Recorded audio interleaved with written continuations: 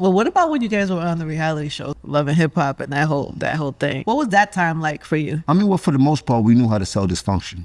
You know what I mean? Ooh. Sometimes it would go a little left, but for the most part, we knew what we were doing.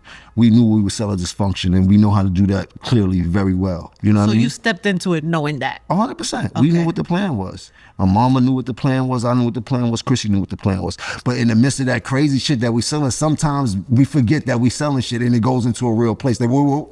It's tricky because you even think about that time, like, and you guys are starting, and Yandy worked with you. That all kind of unraveled on TV. That was real, no? Yeah, that got into a real place. Even the proposal, because some of that stuff stays with you, right? Like, so you did it as a show, you played into these characters, you sold the dysfunction. A lot of that does stay with you, but as you know, everything becomes null and void after a while. You kind of just put that, it kind of just... Put it behind you? Yeah, like, you know what I mean? Like, there's a lot of things that we done on that show that's just for TV and it's going to stay there. You know what I mean? We don't revisit those problems. We don't look at those problems. We don't even look at the show. We never even looked at the show while we did it. You know what I mean? Like, if people ain't tell us or we saw little clips and things like that, but we never consciously sat down and watched one of our episodes.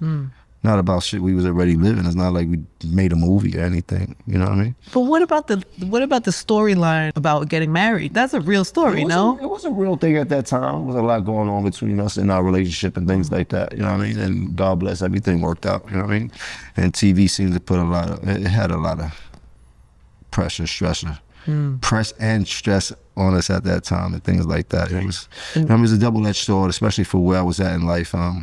And the money that the TV was paying, it just was a lot going on.